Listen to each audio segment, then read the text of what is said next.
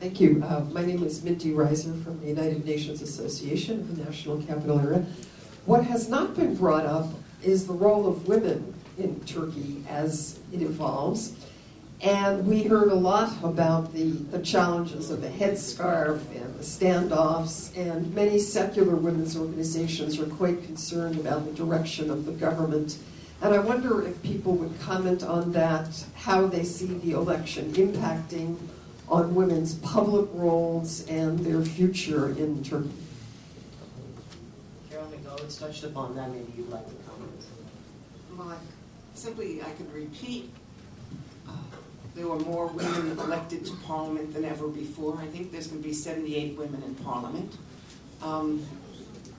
I think women are more active than ever before. There's about, I think, 200 women's NGOs now in Turkey. And they do raise a ruckus frequently.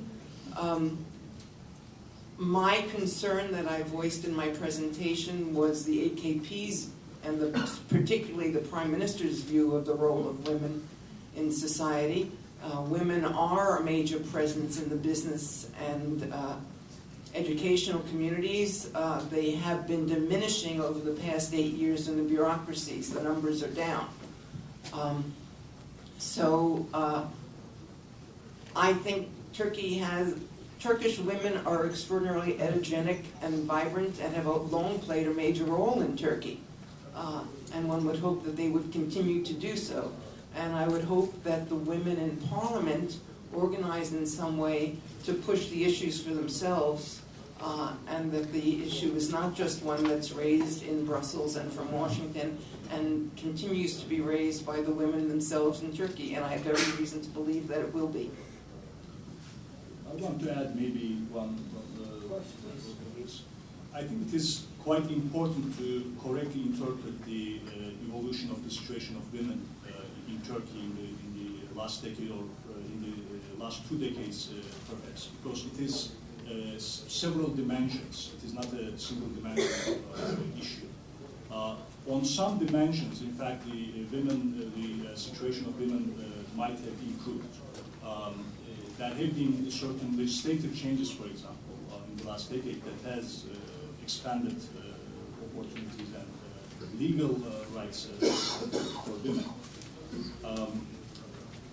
But what effect did they really have on the actual situation of women, we do not know very well.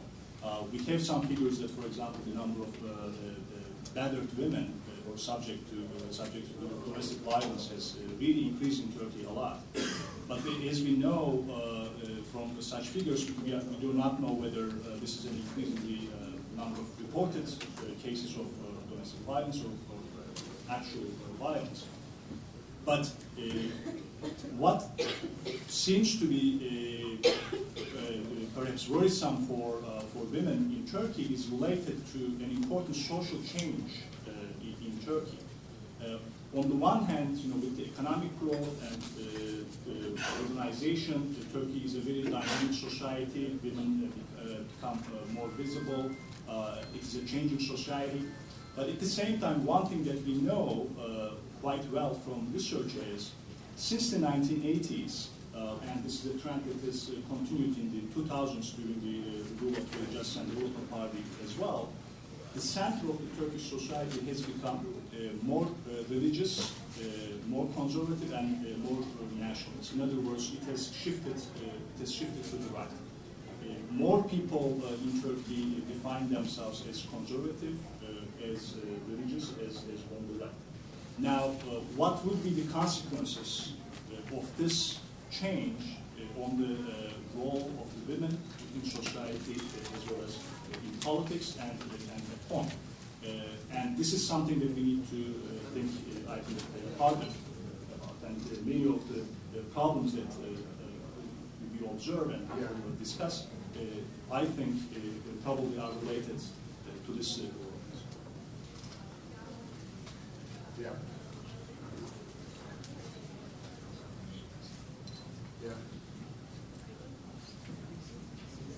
My name is Kani Zulam. I'm with the American Kurdish Information Network. In Diyarbakir, the predominant Kurdish city in Turkey, 429,000 people voted for BDP candidates and got 6 deputies. Now one of them is being contested. And 231,000 people voted for AKP, and they got 5 deputies. I wonder if one could still say that no one was disenfranchised in terms of their votes in Turkey. My second question has been touched on, but I hope at least one of you will expand on it a bit more. Professor Ergil, you spoke of a survey in Turkey in which 67% of Turks don't want Kurds to have their education in Kurdish. What can one do to address the prejudices of the Turks? Is their phobia of Kurds real or manufactured?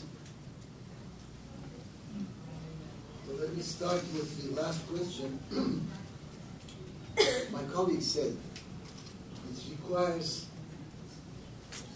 leadership to change established values that are defunct, that are no more functional, which will open up the way for better democracy, more participation, and more equality.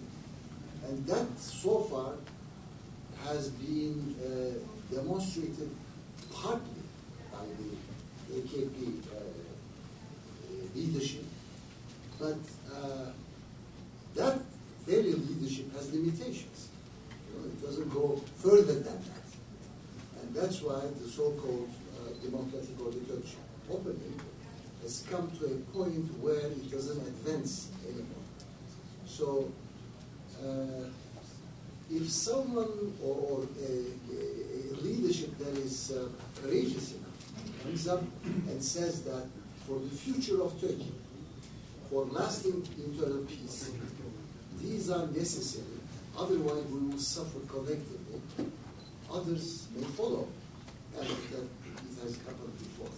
So it requires leadership, courageous and innovative leadership.